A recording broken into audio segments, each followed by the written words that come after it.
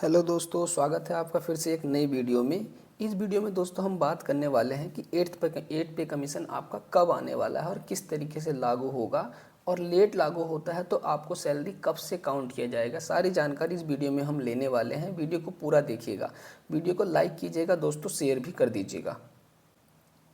जब दोस्तों पिछली बार सेवन्थ पे कमीशन को लागू किया गया था तो उसकी जो डेट थी वो 1 जनवरी 2016 से दोस्तों उसको लागू कर दिया गया था पूरे तरीके से। ठीक है, लेकिन 17 में तो वो हुआ था जब लागू, लेकिन इसका जो फ़ायदा मिला था वो 1 जनवरी 2016 से ही आपको पूरा प्रॉफिट उसका दिया गया था सेवन्थ पे कमीशन का। इस बार भी क्या होने वाला है कि 2027 या 28 में ये, इस बार भी अगर यह 2027 या 28 तक भी जाता है, अगर 1 जनवरी 2027 में भी दोस्तों ये लागू हुआ ना, तो इसका जो फ़ायदा आपको मिलेगा वो जो फ़ायदा मिलेगा आपका 1 जनवरी 2026 से ही इसके सारे अलाउंसेज और सारे फ़ायदे आपको मिलने वाले हैं। अगर 1 जनवरी 2027 में लागू हुआ तो 1 जनवरी 2026 से लेकर 2027 तक आपको पूरा प्रॉफिट यहाँ पर मिलने वाला है। यही जो बात हुई है एआईआरएफ के जो राम गोपाल मिश्रा हेड हैं, उनकी जो सरकार से लेकर बातचीत चल रही है, इसी पर ये चर्चाएं आपकी चल रही हैं।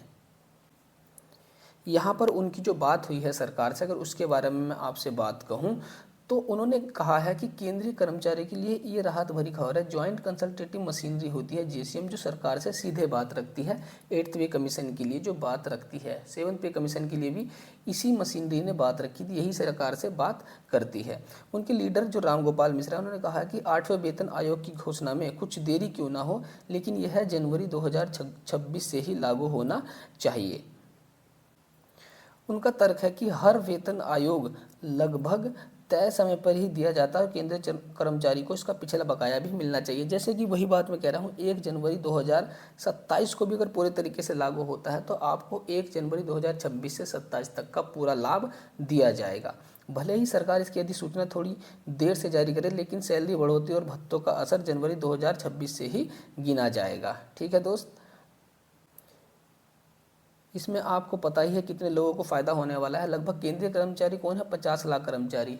रेलवे के सबसे ज़्यादा दोस्तों आपको पता है इसमें केंद्रीय कर्मचारी हैं, और 60 लाख लगभग 65 लाख के आसपास पेंशन भोगी इससे सीधे लाभान्वित होंगे।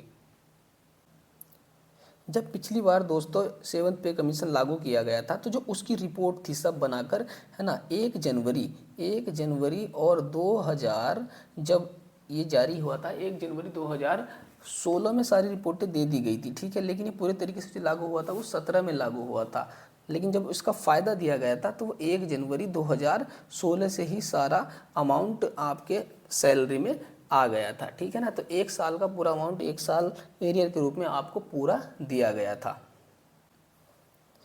अब की बार भी आपको दोस्तों ऐसा ही कुछ देखने को मिलेगा। यदि यह जारी होता है 1 जनवरी 2000 आपको 27 को भी, अगर यह पूरे तरीके से जारी होता है, लेकिन जो उसके फ़ायदे हैं और अलाउंसेज है वो आपको 1 जनवरी 2026 से ही जारी किए जाएंगे। ठीक है, जो सैलरी में मुनाफा होगा, जो सैलरी बढ़ेगी आपकी, वो 1 जनवरी 2026 से ही पूरा सैलरी आपका काउंट किया जाएगा। चाहे 1 जनवरी 2027 लगे, 1 जनवरी 2028 को ये पूरी तरीके से लागू हो, लेकिन जो सारे इसके फ़ायदे हैं वो 1 जनवरी 2026 से ही आपके गिने जाएंगे।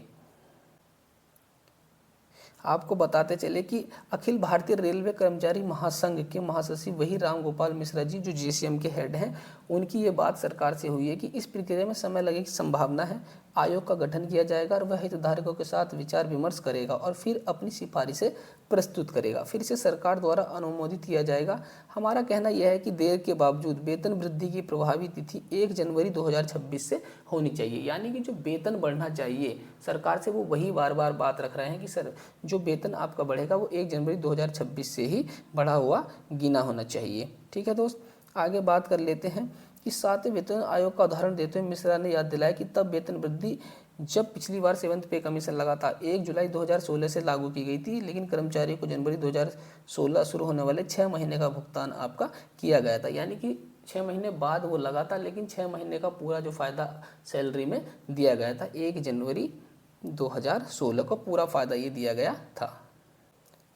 अब बात कर लें कि पहले सैलरी कितनी बढ़ी थी। दोस्तों पहले जो आपका फिटमेंट फैक्टर था वो 2.5 था, ठीक है ना, 2.5, यानी कि पहले 7th पे कमीशन जब लगा तो बेसिक सैलरी मिनिमम जो थी वो 7,000 थी और वो बढ़कर कितनी हो गई थी दोस्तों, 18,000 मिनिमम बेसिक सैलरी हो गई थी लेवल 1 की। लेकिन अब की बार क्या है, सुनने में आ रहा है कि तरह तरह के फिटमेंट फैक्टर हर कोई बता रहा है, जैसे कि पहला फिटमेंट फैक्टर जो मिनिमम जो लगने के सबसे ज़्यादा चांसेस है वो 1.92, ठीक है, बेसिक सैलरी में 1.92 का इजाफा हो सकता है ना, या 2.56 भी आ रहा है सुनने में, और 3 पॉइंट कुछ भी। लेकिन दोस्तों कमेंट करके बताइएगा आपको कितना फिटमेंट फैक्टर लग रहा है कि कितना हो सकता है। मेरे हिसाब से बेसिक का 1.92 बढ़ सकता है, पिछली बार 2.5 गुना हुआ था, अब की बार मुझे लगता है 1.92 दोस्तों बढ़ सकता है। कमेंट करके जरूर बताइएगा दोस्तों। इस तरीके की जानकारी इस चैनल पर आपको मिलती रहेगी। वीडियो को लाइक कीजिए, शेयर कीजिए और चैनल को मेरे सब्सक्राइब भी कर दीजिएगा। थैंक यू फ्रेंड्स, यही जानकारी आपको इस वीडियो में मुझे